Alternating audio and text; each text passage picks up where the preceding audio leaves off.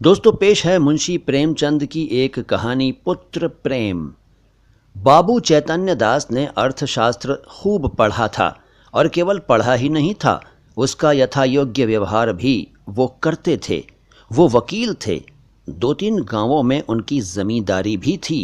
Bank में भी कुछ रुपए थे। ये सब उसी अर्थशास्त्र के ज्ञान का फल था। जब कोई खर्च सामने आता तब उनके मन में स्वभावतः प्रश्न होता था, इससे स्वयं मेरा उपकार होगा या किसी अन्य पुरुष का। यदि दो में से किसी का कुछ भी उपकार न होता तो वो बड़ी निर्दयता से उस खर्च का गला दबा देते थे। व्यर्थ को वो विष के समान समझते थे। अर्थशास्त्र के सिद्धांत उनके जीवन स्तंभ हो गए थे। बाबू साहब के 2 पुत्र थे। बड़े का नाम प्रभुदास था, छोटे का शिवदास। दोनों कॉलेज में पढ़ते थे। उनमें केवल एक श्रेणी का अंतर था। दोनों ही चतुर होनहार युवक थे, किंतु प्रभुदास पर पिता का स्नेह अधिक था। उसमें सदुत्साह की मात्रा अधिक थी और पिता को उसकी जात से बड़ी बड़ी आशाएं थीं। वो उसे विद्योन्नति के लिए इंग्लैंड भेजना चाहते थे। उसे बैरिस्टर बनाना उनके जीवन की सबसे बड़ी अभिलाषा थी। किंतु कुछ ऐसा संयोग हुआ कि प्रभुदास को बीए की परीक्षा के बाद ज्वर आने लगा। डॉक्टरों की दवा होने लगी। 1 मास तक नित्य डॉक्टर साहब आते रहे, पर ज्वर में कमी न हुई। दूसरे डॉक्टर का इलाज होने लगा, किंतु उससे भी कुछ लाभ न हुआ। प्रभुदास दिनों दिन क्षीण होता चला जाता था। उठने बैठने की शक्ति न थी। यहाँ तक कि परीक्षा में प्रथम श्रेणी में उत्तीर्ण होने का शुभ संवाद सुनकर भी उसके चेहरे पर हर्ष का कोई चिन्ह दिखाई न दिया। वो सदैव गहरी चिंता में डूबा रहता था। उसे अपना जीवन बोझ सा जान पड़ने लगा था। एक रोज़ चैतन्य दास ने डॉक्टर साहब से पूछा, ये क्या बात है कि 2 महीने हो गए और अभी तक दवा का कोई असर नहीं हुआ? डॉक्टर साहब ने संदेहजनक उत्तर दिया, मैं आपको संशय में नहीं डालना चाहता, मेरा अनुमान है कि ये ट्यूबरक्यूलोसिस है। चैतन्य दास ने व्यग्र होकर कहा, तपेदिक? डॉक्टर, जी हाँ, उसके सभी लक्षण दिखाई देते हैं। चैतन्य दास ने अविश्वास के भाव से कहा, मानो उन्हें विस्मयकारी बात सुन पड़ी हो। तपेदिक हो गया? डॉक्टर ने खेद प्रकट करते हुए कहा, यह रोग बहुत ही गुप्त रीति से शरीर में प्रवेश करता है। चैतन्य दास, मेरे खानदान में तो ये रोग किसी को न था। डॉक्टर, संभव है मित्रों से इसके जर्म्स मिले हों। चैतन्य दास कई मिनट तक सोचने के बाद बोले, अब क्या करना चाहिए? डॉक्टर, दवा करते रहिए, अभी फेफड़ों तक असर नहीं हुआ है, इनके अच्छे होने की आशा है।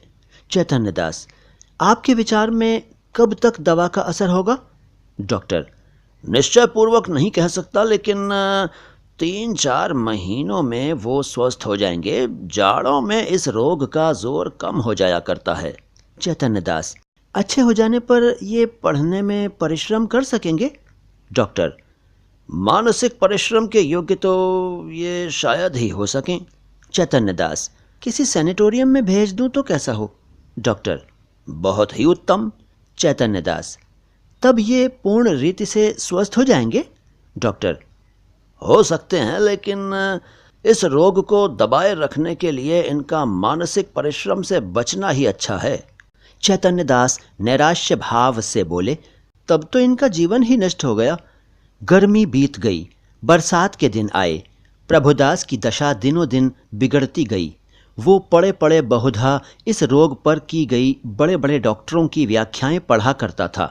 उनके अनुभवों से अपनी अवस्था की तुलना किया करता था। पहले कुछ दिनों तक तो वो अस्थिर चित्त सा हो गया था।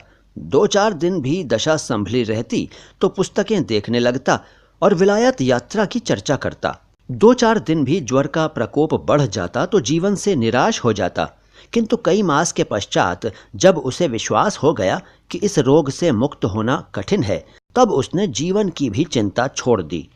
पथ्यापथ्य का विचार न करता, घर वालों की निगाह बचाकर औषधियां जमीन पर गिरा देता, मित्रों के साथ बैठकर जी बहलाता। यदि कोई उससे स्वास्थ्य के विषय में कुछ पूछता तो चिढ़कर मुंह मोड़ लेता। उसके भावों में एक शांतिमय उदासीनता आ गई थी और बातों में एक दार्शनिक मर्मज्ञता पाई जाती थी। वो लोक रीति और सामाजिक प्रथाओं पर बड़ी निर्भीकता से आलोचनाएं किया करता। यद्यपि बाबू चैतन्य दास के मन में रह रहकर शंका उठा करती थी कि जब परिणाम विदित ही है तब इस प्रकार धन का अपव्यय करने से क्या लाभ, तथापि वो कुछ तो पुत्र प्रेम और कुछ लोक मत के भय से धैर्य के साथ दवा दारू करते जाते थे। जाड़े का मौसम था। चैतन्य दास पुत्र के सिरहाने बैठे हुए डॉक्टर साहब की ओर प्रश्नात्मक दृष्टि से देख रहे थे। जब डॉक्टर साहब टेम्परेचर लेकर कुर्सी पर बैठे तब चैतन्य दास ने पूछा, अब तो जाड़ा आ गया, आपको कुछ अंतर मालूम होता है? डॉक्टर, बिल्कुल नहीं, बल्कि रोग और भी दुस्साध्य होता जाता है। चैतन्य दास ने कठोर स्वर में पूछा, तब आप लोग क्यों मुझे इस भ्रम में डाले हुए थे कि जाड़े में अच्छे हो जाएंगे? इस प्रकार दूसरों की सरलता का उपयोग करना अपना मतलब साधने का साधन हो तो हो, इसे सज्जनता कदापि नहीं कह सकते। डॉक्टर ने नम्रता से कहा, ऐसी दशाओं में हम केवल अनुमान कर सकते हैं और अनुमान सदैव सत्य नहीं होते। आपको जेरबारी अवश्य हुई, पर मैं आपको विश्वास दिलाता हूं कि मेरी इच्छा आपको भ्रम में डालने की नहीं थी। शिवदास बड़े दिन की छुट्टियों में आया हुआ था। इसी समय वो कमरे में आ गया और डॉक्टर साहब से बोला, आप पिताजी की कठिनाइयों का स्वयं अनुमान कर सकते हैं।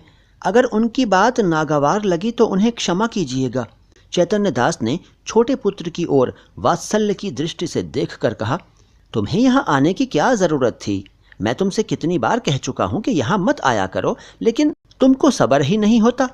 शिवदास ने लज्जित होकर कहा, मैं अभी चला जाता हूं, आप नाराज ना हो। मैं केवल डॉक्टर साहब से ये पूछना चाहता था कि भाई साहब के लिए अब क्या करना चाहिए। डॉक्टर साहब ने कहा, अब केवल एक ही साधन और है, इन्हें इटली के किसी सैनिटोरियम में भेज देना चाहिए। चैतन्य दास ने सजग होकर पूछा, कितना खर्च होगा? ज्यादा से ज्यादा 3000, साल भर रहना होगा। निश्चय है कि वहां से अच्छे होकर आएंगे? जी नहीं, यहाँ तो ये भयंकर रोग है।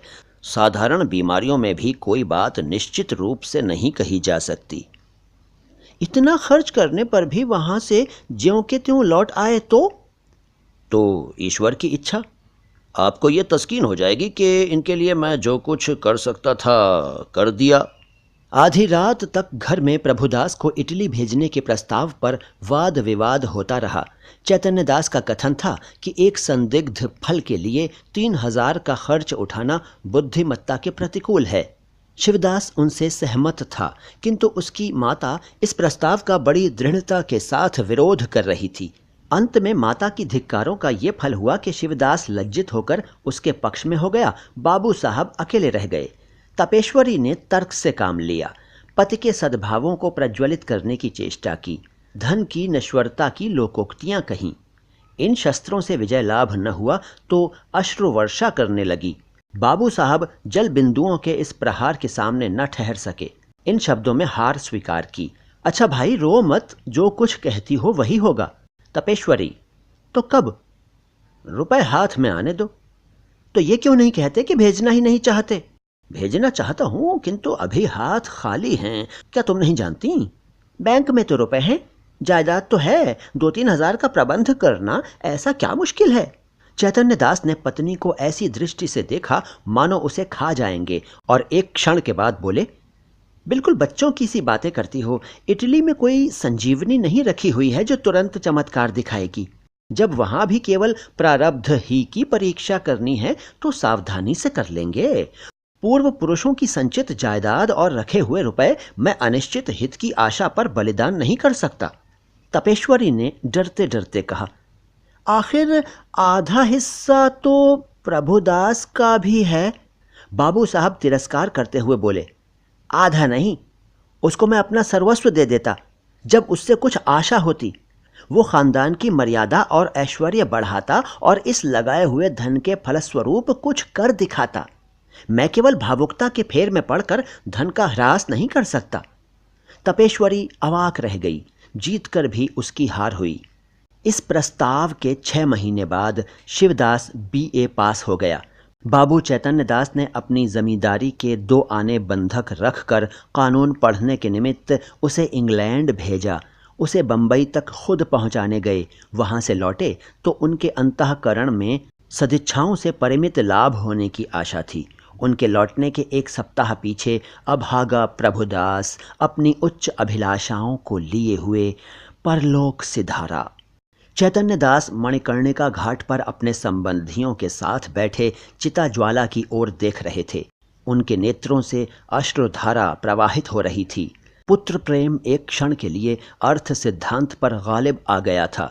उस विरक्तावस्था में उनके मन में ये कल्पना उठ रही थी, संभव है इटली जाकर प्रभुदास स्वस्थ हो जाता।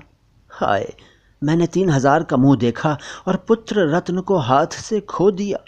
ये कल्पना प्रतिक्षण सजग होती थी और उनको ग्लानि, शोक और पश्चाताप के बाणों से बेध रही थी।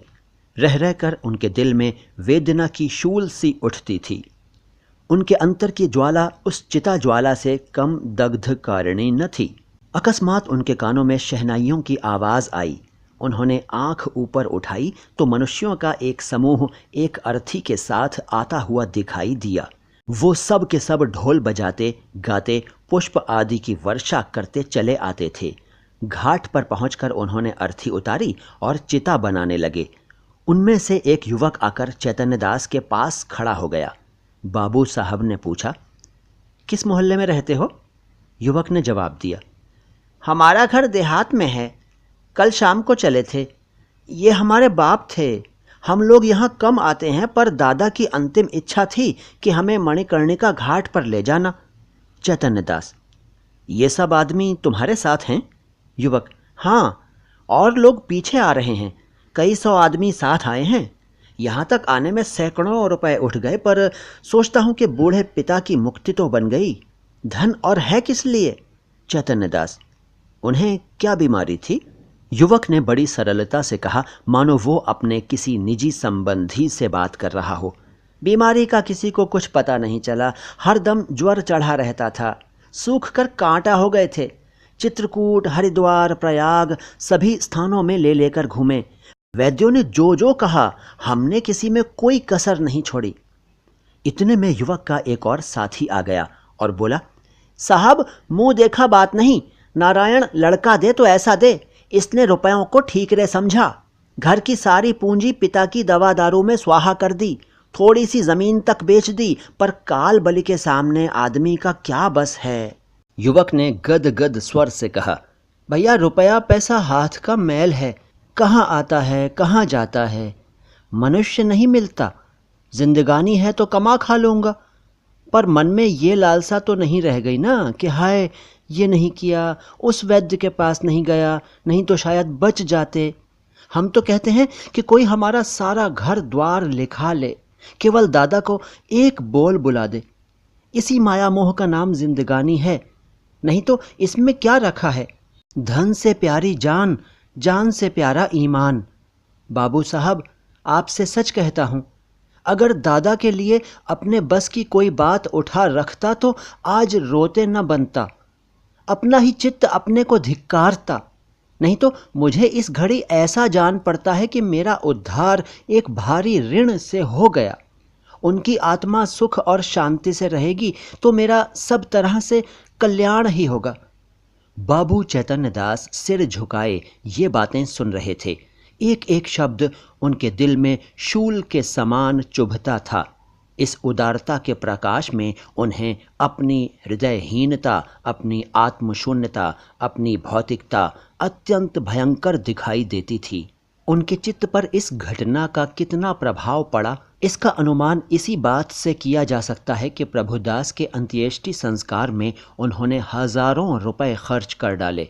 उनके संतप्त हृदय की शांति के लिए अब एकमात्र यही उपाय रह गया था। तो दोस्तों, ये थी मुंशी प्रेमचंद की लिखी एक कहानी पुत्र प्रेम। आशा है आपको पसंद आई होगी। आपको ये वीडियो, ये वाचन कैसा लगा कमेंट बॉक्स में लिख कर बताइएगा। इसके अलावा आप मुंशी प्रेमचंद साहब की कोई और कहानी सुनना चाहते हो तो फरमाइश कीजिए, मैं आपकी फरमाइश पूरी करने की ज़रूर कोशिश करूँगा। तो आऊँगा अगले वीडियो में लेकर कुछ और बढ़िया सी बात, कोई और कहानी। फ़िलहाल मोइन शम्सी को इजाज़त दीजिए। सलाम हिंदुस्तान।